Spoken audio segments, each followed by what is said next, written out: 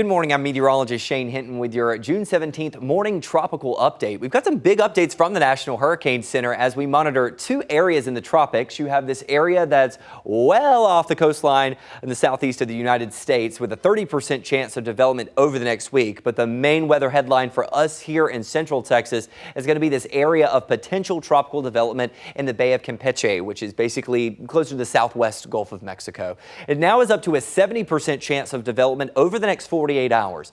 Sometime on Monday or Tuesday is when we are expecting this to become an official tropical system. That could be either a tropical depression or a tropical storm. If it is a storm, it will be called Alberto. It will be our first of the season.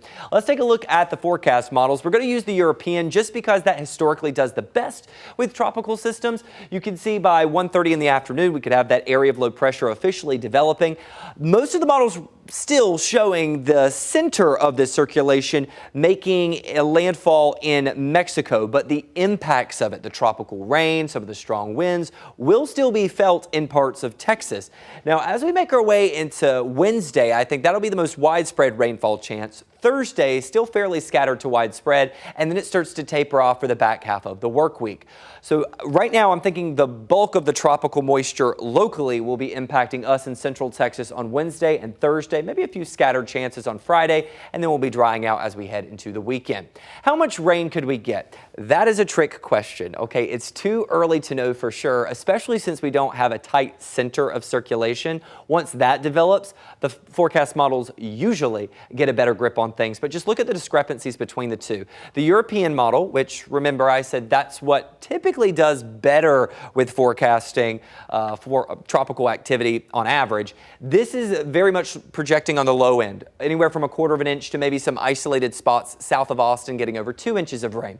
The GFS model has a completely different weather story. It has anywhere from 2 inches to some locations south of Austin getting around 6 inches of rain. Obviously, that would make for quite the flood concern.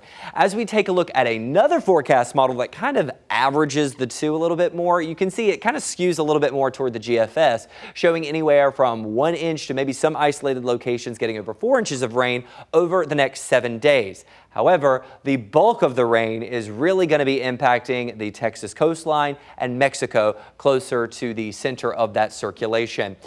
Let's take a look at the forecast models. You probably see that closed circle here, the red indicating the European model, the blue indicating the GFS model. Both of them put the circle, the closed circle, moving into Mexico. So that's kind of like more confidence that we would see landfall happening in Mexico. Maybe South Texas, as picked up by some of the forecast models earlier this morning when I was taking a look at them.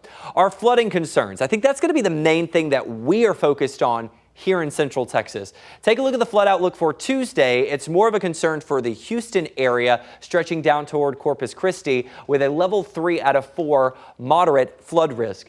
As we flash forward to Wednesday, this is Wednesday into early Thursday, you notice we have a level 2 slight risk for most of central Texas, but south of Austin, even in our viewing area, we have a level 3 out of 4 flood risk. So we will certainly have to monitor, especially the flood risk if that center of circulation shifts a little bit further to the north and we end up seeing some of those rainfall totals that range closer to the 3 to 5 inch range. That would warrant a flooding concern for us.